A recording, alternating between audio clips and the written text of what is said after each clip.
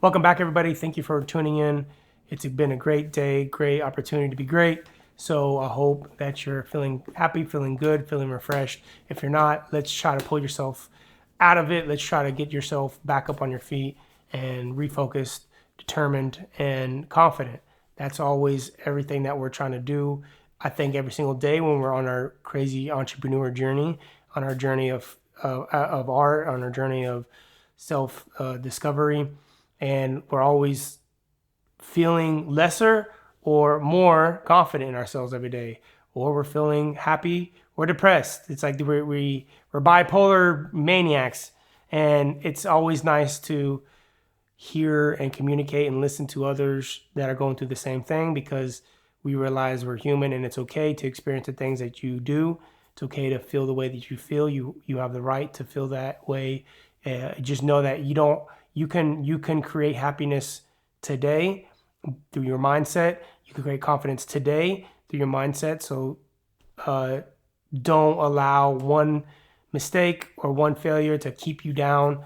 Don't allow multitudes of failure, multitudes of mistakes that you've created to keep you down. The mental chatter is what holds us back. So today, the fact that we're talking about greatness is amazing, because we got to remind ourselves how great we are, and how great we've been, how great we are, and how great we will be. I'm just kind of read. It's a very short chapter, so I'm just kind of read more than I highlighted, just so you can kind of get a greater sense of where he's coming from. Imagine going to live on a mountaintop by yourself forever. You build a home that no one will visit. Still, you invest the time and effort to shape that space in which you spend your days. The wood, the plates, the pillows, all magnificent, curated to your taste. This is the essence of great art. We make it for no other purpose than creating our version of the beautiful, bringing all of ourselves to every project, whatever its parameters and constraints. Consider it an offering, a devotional act. We do the best as we see the best with our own taste. We do the best as we see the best with our own taste. No one else's. We create our art so we may inhabit it ourselves. The measurement of greatness is subjective, like art itself. There is no hard metric. We are performing for an audience of one. If you think, I don't like it, but someone else will, you are not making art for yourself. You found yourself in the business of commerce, which is fine. It just may not be art. The more formulaic your creation is, the more it hugs the shore of what's been popular. The less like art it's likely to be. I'll stop there for a second. So we get what he's trying to say. Like, when we're creating, it's for ourselves, and that's what makes it great. We're great, so the fact that we care and we want to be in our art form, we're naturally going to make something great. And I love that line of, if you find yourself in the business of if you say, I don't like it, but someone else will, you're not making art for yourself. You found yourself in the business of commerce, which is fine. Fuck, that like really blew my mind. And it resonates. It resonates when I create a piece of, when I create a music video that I'm just like, it's cool. They'll like it. That's happened to me. And he's right. Like, it feels like commerce. It feels like I've just done this just so I can, because like they're asking me to do it. And so like, okay, cool. Let's make what you want. I'll be your paintbrush, and you tell me what you want, and I'm gonna make it. Versus like, we're doing it from a very passionate place. And I will have to say that I'm a person that in whatever I do, I try my hardest to give as much energy and passion into that project, no matter how much the budget was, if there was a budget, if I'm getting paid a ridiculous amount that I probably shouldn't have. But regardless of that amount, I will always try my hardest to find the passion because it's my work. And I think I lose that focus of I'm creating my art when I feel a resistance, or I feel that the people I'm creating with aren't trying to take my thoughts into consideration of what is maybe a better approach, or and that's a collaboration thing. If I feel like I know what I want and then they don't want to provide that or help me obtain it, then I'm kind of like, okay, well, I'm not really sure why you hired me at this point, because you're not listening to what I think is good. You're doing what you want to do, and you hired me to be the director. You hired me to be the person, the editor, the DP or whatever, and I'm giving you my thoughts and feelings. And so for you to not listen to it is fine, totally up to you.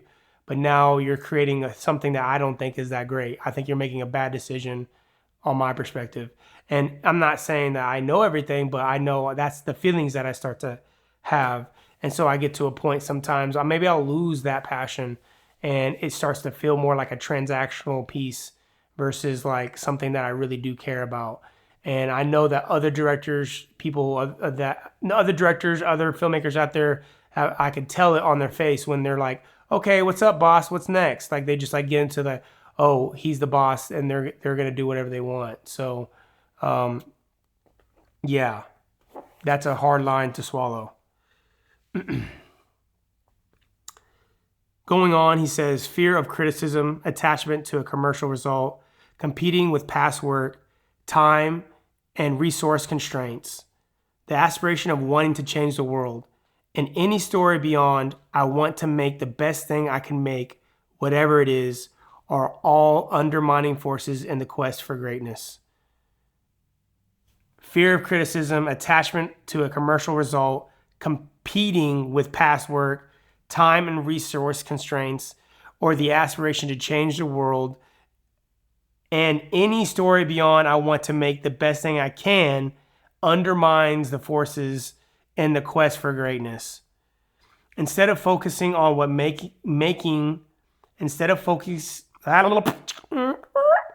instead of focusing on what making this will bring you, focus on what will contribute to this art to make it the best it could possibly be with no limitation.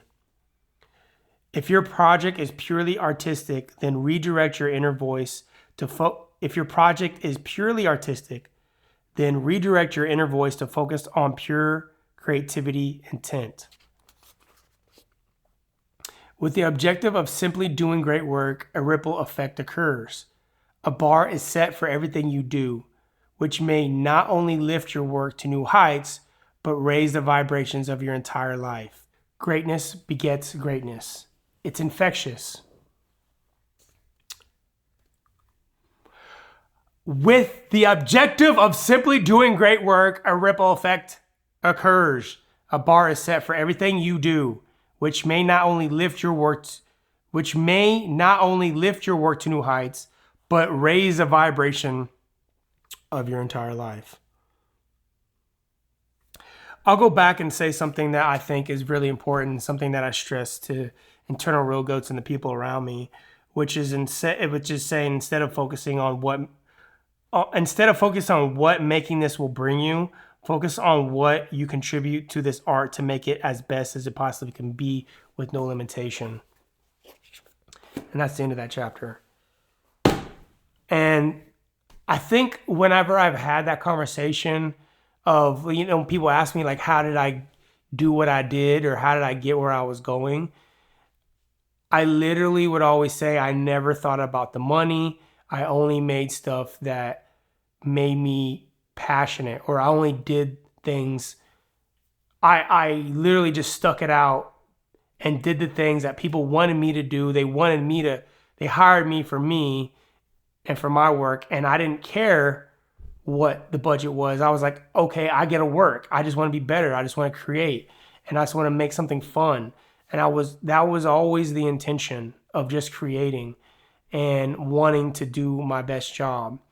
And anytime I've ever done that, then it's helped me. And I will say through time, it's been harder to keep those voices of how is this going to elevate me to the next space out of your head, because you get to a place where now you realize, okay, you have and you are really great and your time is very valuable. How is this helping me push forward? And I love that reminder from Rick to continue to make decisions based off of just loving what you do, just doing it because this is what you need to do. This is what you're made to do. And it doesn't matter the opportunity and what it's going to come from it. Maybe nothing comes from it, but you should be okay with that. You should be more focused on just creating and just doing the best you possibly can, and knowing that that's what you're going to do. You're going to do your best job that you possibly can. You're not going to judge yourself. You're not going to look, oh, was this better than my last work? How is this different than my last work? And you're not going to make judgments upon yourself because of it. So when we start to ask those questions of like, how can this help me move forward in the future? You start to just, I think he's saying you're starting to distract yourself from what is really important. And you're blocking the energy and the vibrations of greatness by thinking of that. So great reminder, and it's a great thought to put ourselves in a position to just keep working and work at our own pace. That is something that we haven't talked about just yet. The idea that there is no rush. There is no time limit to what you're doing. It doesn't matter how old you are. It doesn't matter how young you are. It matters more about the fact that you continue to do what you love. And it's okay to pivot and shift and go in another direction because you feel the calling to go somewhere different that maybe others don't understand, but deep down you feel something. So love this book, love this chapter about greatness. An amazing reminder to not think of other things beyond just doing your best possible work, and then release the work into the world so that others may be inspired by it. And it just continues to evolve your energy, and you train that muscle to know that you're going to make something even better next time. I just caught myself. You're going to continue to make great things no matter what. So great chapters. Thanks, Rick, for the book. Until next time, let me know how you're feeling about these pieces. I'm going to continue to make them until I'm done with the book. Tomorrow I have a production in the afternoon, so maybe I'll try my hardest. I'm going to get up early. I'm going to record this early for you guys, and I'm not going to record it tonight because I like being able to develop that habit of energizing myself through words, energizing myself through this. So I will make sure to post it tomorrow. And I've been trying to do it through the phone only. I've just been like recording them, uploading to the phone. But what's really crazy is like it takes so long when you record 30 minutes to this phone and try to upload it. It actually takes way longer to upload it. So the fact that I'm doing it here, I was trying to avoid like using a camera and then uploading it. You having to go through, export it, all this stuff. So I like this process, but at the same time, it takes a long time because it's such a big file.